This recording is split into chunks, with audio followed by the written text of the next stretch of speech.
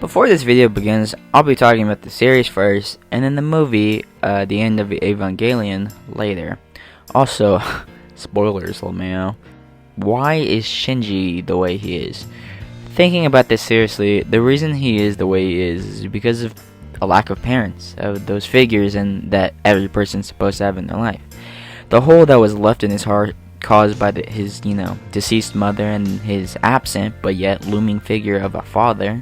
Shinji knows what love is, or at least he has a vague understanding of it because of his childhood. Shinji thinks he knows what he wants also, but over the series he's constantly reevaluating and doubting himself on what really it is to love and to receive that love. People will hate on this character like all the time for his whining and constant moping, but for Shinji, love is his main source of fuel.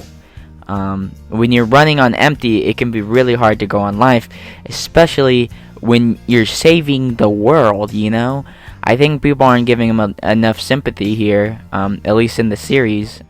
It's clear that this lack of love and his longing for his mother has created definite mommy issues, where Shinji might think that the only way for him to feel love is through the women in his life. This, however, is not going to help him and will not ultimately fix anything. The women in his life have their own emotional problems and cannot carry or support Shinji like how he would want them to, how a mother would. It's simply not going to happen, not from any of the main females in the cast. So with women mostly out of the running, what else could he do to try and achieve some level of love or happiness, Instead of focusing on his mother's impact, let's focus on his father's impact, trying to save the world not only for the world's sake, but for the admiration of others around him, and especially his father.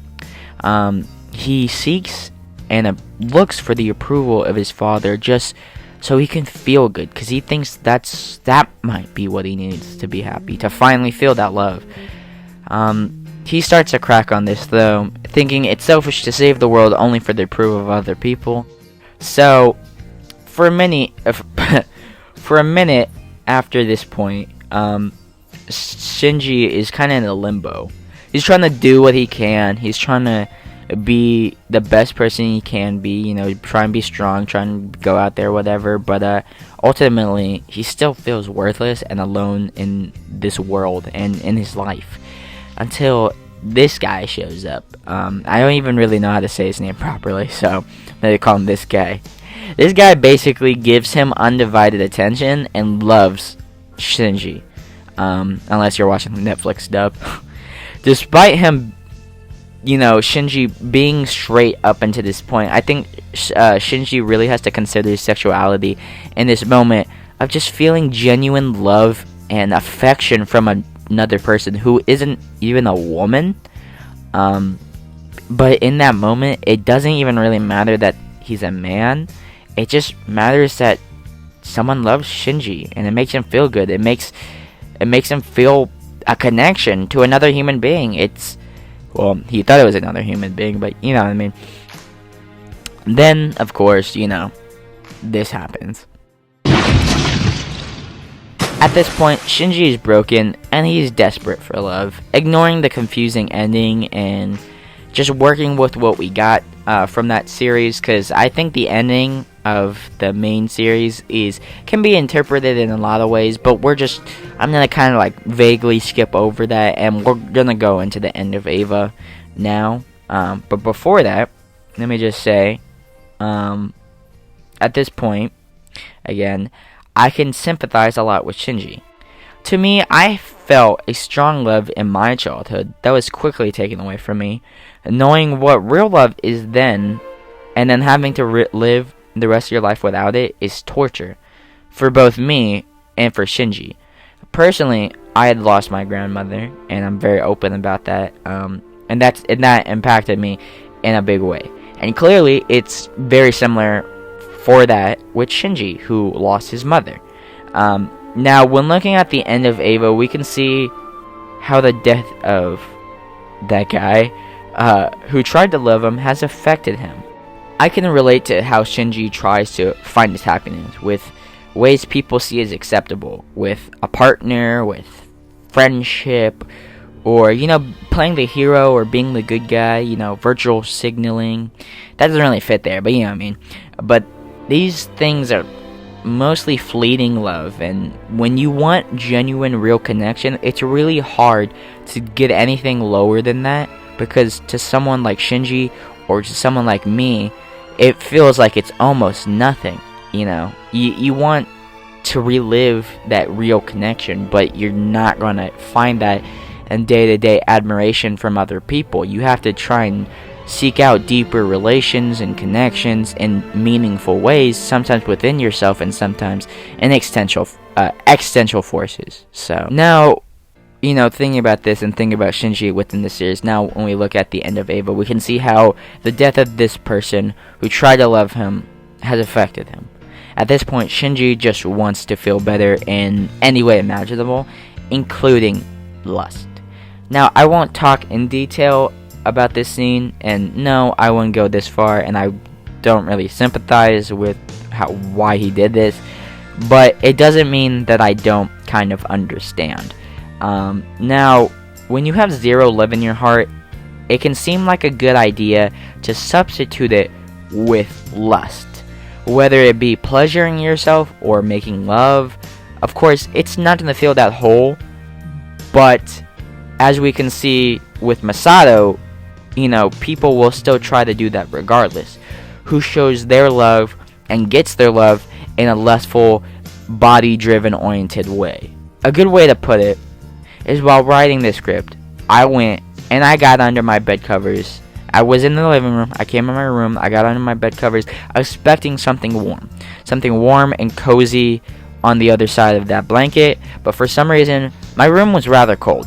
So when I lifted up my blankets, I thought to myself, okay, this is weird, because I just felt this big thing of cold air hitting me. It's a weird analogy, I'm sorry. Shinji most likely thought that lusting and doing these adult things might bring him something, anything, but in expecting that, he is almost ruining his own experience by expecting that. Like with me and that cold blanket, it catches you off guard when you expect something, and then you get really nothing. With the real truth of what he's done, the post-clarity, and the disgust of himself getting even worse, well, the world is literally ending around him, can give us insight on where Shinji was during this movie. I mean, he was literally just emotionally dead. He just did not care. He literally wanted to die. He does not care about his life or anyone else's life at this point. He hates himself, and he hates everyone around him. So this is why the end of Eva actually makes total sense. It's not just him being a brat. It comes from a long thing of him hurting, of him suffering. After the whole thing, he just basically mentally folds. He decides that if humanity can't love me, then they can all perish. And then, the end of Eva, it goes like,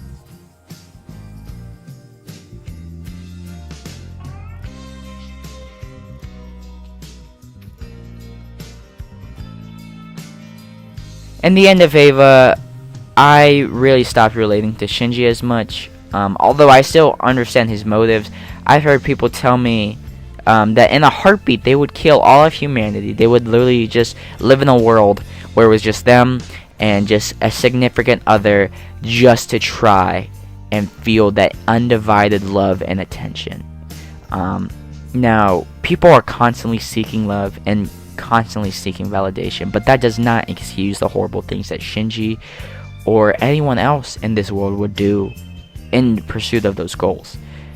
It's, there's horrible things that you can't take back. Shinji's broken. He didn't ask to be that way, but that's how he is. He got put in a situation where he literally had to save the world, and that's a lot of pressure.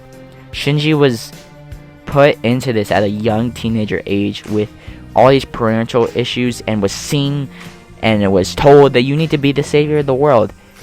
Being the teenager he is and being the person he is, he's not going to be able to be the hero that people need. In the end, he's going to succumb to his own emotions. and he's gonna be as human as we all really are. Really slaves to our own emotions and really just doing what's in our best interest. So when people shit on Shinji, I think, okay, well, it makes sense because objectively he's kind of a shitty character. And actually, I take that back. He's not a shitty character, he's just a shitty person. There's a difference.